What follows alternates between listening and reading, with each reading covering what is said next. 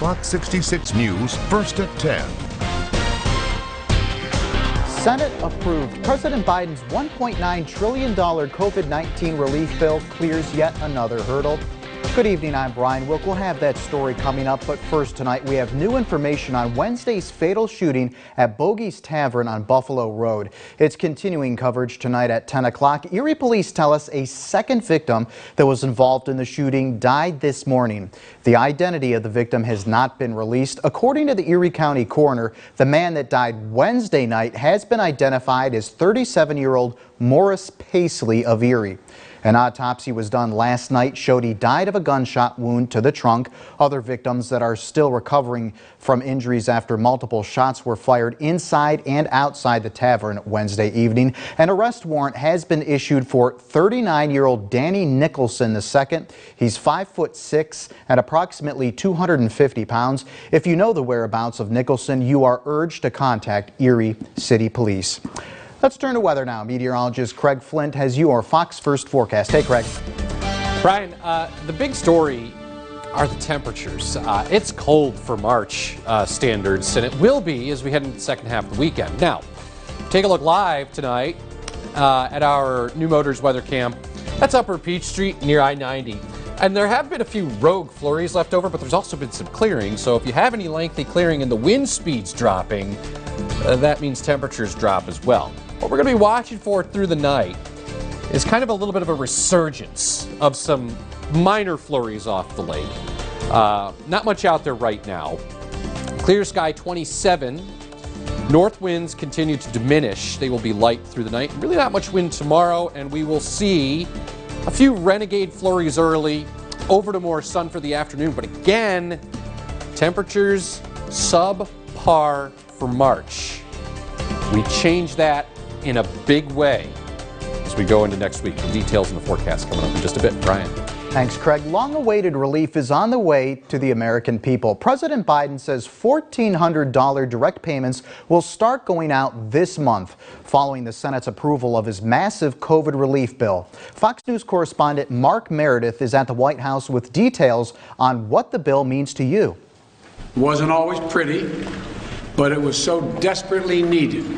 President Biden praised Senate Democrats Saturday for passing his $1.9 trillion stimulus package. The bill, a major White House priority, passed down party lines. Republicans stood firmly against the plan they say was packed with wasteful spending.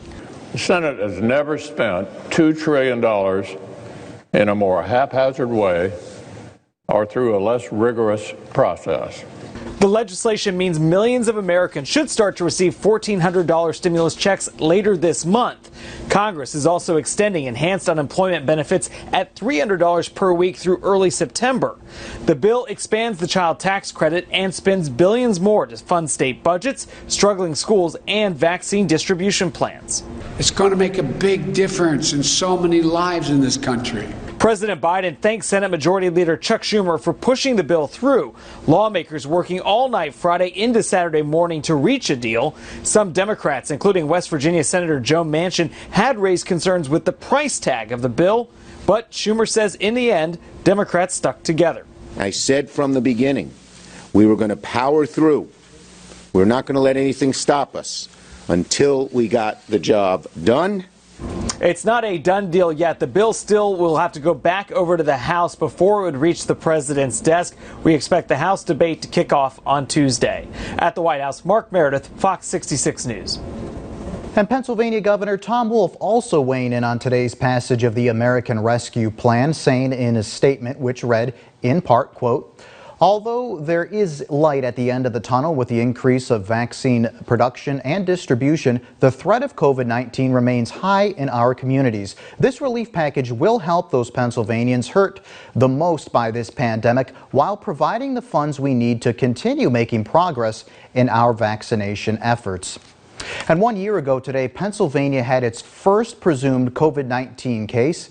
Governor Tom Wolf today honored the loss of more than 24,000 Pennsylvanians to the pandemic in the past year and thanked the public for enduring the hardships, caring for one another, and taking the necessary steps to mitigate the spread of the virus. The governor also assured Pennsylvanians that we are headed towards a brighter future as vaccine production and distribution increases. It's been a hard year, one full of unimaginable loss and broken dreams. We lost far too many friends, far too many neighbors, and far too many loved ones. But I am so proud of how Pennsylvanians have worked together to make it through the unthinkable. Here's a look at the latest COVID-19 numbers for our region and statewide. The State Department of Health reporting 27 new cases on Saturday. The total since March of last year now stands at 17,597. Crawford County reporting 10 new cases. Warren County up 6. Chautauqua County, New York continues to report a total of 7,663. Ashtabula reports no new cases on Saturday. Across Pennsylvania, 2,789 new COVID-19 cases reported. That raises the total to over 946,000. The Commonwealth also reporting 55 additional deaths. That total now stands at 24,317. And in Erie County, 54,728 vaccinations have been administered. In Crawford County, the number is 26,861. And in Warren County, 7,667 shots have been given. Across Pennsylvania, over 2.8 million people have now been vaccinated. For the latest information on where and how you can sign up for a COVID-19 vaccination locally, head to our website, yourerie.com. Many folks are thrilled to get out of the house and experience the Bayfront Convention Center's first major event since the start of the pandemic. Julia Hazel has more from this year's Erie RV Show and Sports Expo. RVs and campers are one of the main attractions for people who want to experience camping or even going on vacation. But for Haley, camping is something her and her family have enjoyed doing for a long time. We love camping and we've always done tent camping. My parents had a camper when they were younger. For Haley and her family, getting a camper could mean more family time together. Now that I'm going off to college and my brother's growing up a little bit, they want to kind of get out of the house a little more and spend more time together. According to sales manager Brandon Boyer, there's an increase in demand for RVs and campers. And camping's been around forever. It's not going to go away, and I think people are looking for alternative ways to spend their recreational time. And it's something that you can get into very affordable. Then that's their vacation spot that they know that they can go to at any time, and it's safe, it's clean, and it's their own. Trying to travel for your vacation during the pandemic is hard, which is why people might be investing in RVs to vacation closer to home. A lot of people are purchasing RVs because they want to kind of vacation closer regionally. They're buying RVs and putting them on campgrounds. Being able to go wherever you want and not have to repack everything like at a hotel, that's pretty nice too. Boyer also says that these campers can fit any lifestyle and any budget. Julia Hazel, Fox 66 News. Now tomorrow is the last day for the RV show, and tickets, they must be pre-purchased online. Fox 66 News is your local election headquarters. Folks got the chance to meet Democratic candidates who are looking to get their names on the spring primary ballot. The inaugural Mill Creek Democrats open-air petition signing event was held at a parking lot on Peninsula Drive. This is the final push for candidates to get signatures before next Tuesday's filing. Organizers say it can be hard to get signatures, especially during the pandemic. Usually they go door to door, but many people are reluctant to open their doors. Local and statewide candidates were there. So important to be out here as a candidate and to meet people who are going to vote. But before you can vote for us, we actually have to be on the petition, on the ballot.